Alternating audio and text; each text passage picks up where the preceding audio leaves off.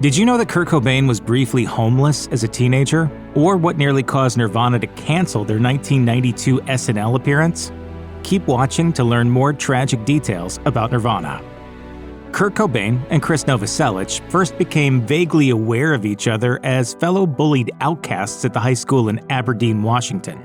Novoselic, the son of Yugoslavian refugees, used to cleverly sabotage school assemblies. Cobain left his mother's house when he was only 17, dropped out of school, and soon became homeless. According to the Aberdeen Museum of History, some of the places he slept at night included a cardboard box, the hospital waiting room, and under a bridge. That is, when he wasn't being arrested for putting graffiti on alleyway walls. In a sadly ironic twist, the teenage Cobain's quest for employment landed him a janitorial job at the very same high school he'd dropped out of. It was during this time, according to NME, that Novoselic, who was still a student, first took note of how Cobain was always expressing himself artistically, even when on the job. Cobain had already put together a DIY album, and he gave a copy to Novoselic, who ignored it for months. Once Novoselic did listen, though, he realized that the guy had serious talent and accepted his offer to start a band. The two kids started jamming together at a hair salon operated by Novoselic's aunt, probably having no idea that their punk mentality, unique sound, and working-class origins were about to change popular music forever.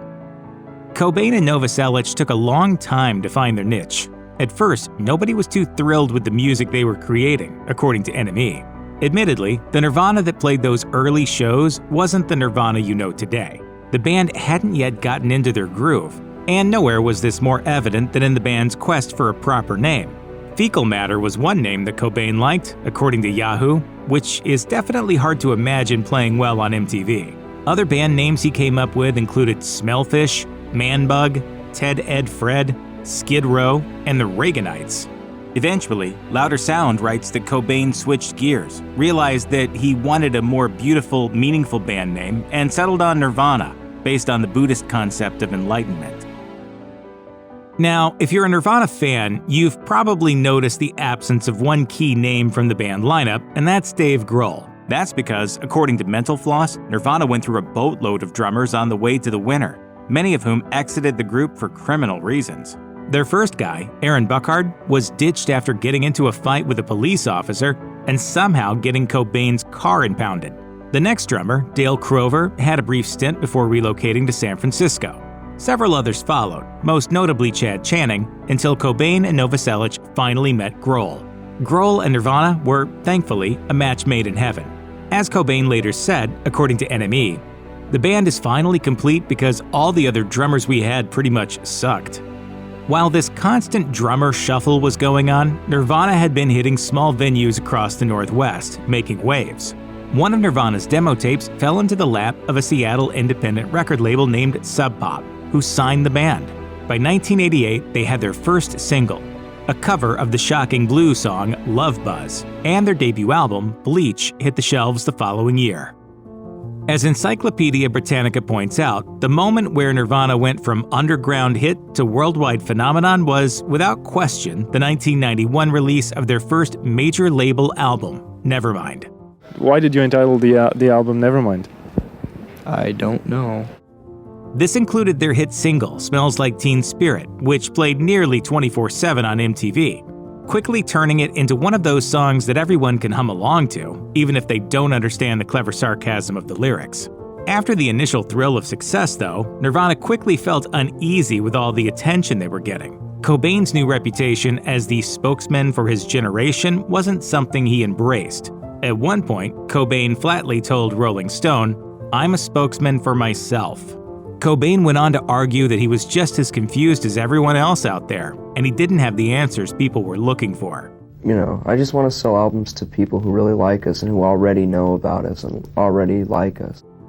Regardless, Cobain rapidly became a cult hero. His grungy, down-to-earth reputation was only further enhanced by his dislike of celebrity godhood, his refusal to accept offers of limo rides, and so on. As Nirvana became icons, though, rumors swirled that Cobain might be doing heroin. Back then, he dismissed these allegations, but time would prove them sadly accurate. All the way back in a 1992 Rolling Stone interview, Cobain publicly discussed the mysterious, undiagnosed stomach pains that had plagued him for much of his life, and denied allegations of using heroin. He went so far as to diss drug use entirely, calling it a, quote, waste of time, and also argued that his poor health had reached a point where he couldn't even drink alcohol anymore, much less use hard drugs. This was not true, to say the least. In reality, according to Newsweek, Cobain's chronic stomach ailment and his heroin use were deeply intertwined. He began using the drug intermittently in the late 80s, specifically as a way to ease his gastrointestinal symptoms. Easy enough to empathize with, if albeit not wise, but Cobain's lifelong struggle with depression made for a toxic fit with heroin abuse, and he became an addict. Though casual observers have often speculated that Cobain's drug issues may have been caused by either the sudden fame of Nirvana or his turbulent relationship with Courtney Love, the facts show that his struggles predated both of these things. By 1992, there was no questioning the fact that Nirvana had become the biggest band in the world, and that same year, they made a landmark appearance on Saturday Night Live. As Dave Grohl tells it, the surprisingly small size of the SNL set was mind-blowing, to speak nothing of the manic energy or the fact that they immediately got called up by Weird Al Yankovic, who was asking for permission to spoof Smells Like Teen Spirit. Unfortunately, the band's SNL appearance was clouded by the deepening pit of drug abuse that Cobain was spiraling into. During a photo session on the day before the debut, according to Charles R. Cross's book Heavier Than Heaven, Cobain kept nodding off. He overdosed on heroin later that night and was only revived by an illegal dose of medication administered by Courtney Love. Nonetheless, Nirvana was fully ready for SNL the next day. The band obliterated the stage in a frenzied performance of both Smells Like Teen Spirit and Territorial Pissings, breaking equipment all over the place. Luckily for the network, they had prepared for this by replacing their regular sound gear with cheap stuff. Nirvana didn't hold their tongues. When they had a problem with other bands, they spoke out. For instance, in one interview with Rolling Stone, Cobain slammed Pearl Jam as being corporate shills who had jumped on the grunge bandwagon. Cobain's greatest ire, though, was reserved for Axl Rose of Guns N' Roses. Cobain often accused Rose's music of being meaningless junk, according to Rolling Stone, which led Rose to eventually write off Cobain as a, quote, junkie with a junkie wife. However, the deeper reason that Cobain hated Rose so much was his belief that Rose was a racist, sexist homophobe. See, even though people always paint Nirvana as a symbol of Generation X apathy, the real Kurt Cobain was a tireless advocate for LGBTQ+ rights, women's rights, and more, who was way ahead of his time. According to Mashable, he frequently spoke out against homophobia, publicly told bigots to stay away from his shows, and talked openly about how women were oppressed by popular culture. He sometimes wore dresses on stage as a protest against sexism, and he once said that though he wasn't gay, he wished he was, because it would make homophobic people angry. Was he right about Axl Rose? Decide for yourself, but don't forget that in 2018, as The Guardian points out, Guns N' Roses had to remove their 1988 song 1 in a Million from an album reissue because the lyrics featured racist and homophobic slurs. By 1994, Nirvana was bigger than ever. However, by this point, there was no hiding the problems going on behind the scenes. In March, news hit that Cobain had been hospitalized in Rome following a brief coma, brought about by a terrible combination of champagne and prescription tranquilizers. Neither Cobain or Love commented on the matter. But the next month, the Los Angeles Times reported that Nirvana had been forced to exit an impending appearance at Chicago's famed Lollapalooza 94 music festival, citing Cobain's health issues. Rumors swirled that the world's biggest band was on the verge of collapse. Sources close to the band said these theories were bunk, pointing out that Nirvana had often been close to breaking up, and the members always patched things up in the end. Unfortunately, as you probably know today, the perceived threat of Nirvana disbanding was minor compared to the tragic circumstances which soon transpired. On April 8, 1994, Kurt Cobain's body was found in the greenhouse above his Seattle garage, with a shotgun dropped on his chest. He had been missing for days after a brief stint in rehab. The month prior, his Nirvana bandmates, friends, and wife had staged an intervention, begging him to get treatment.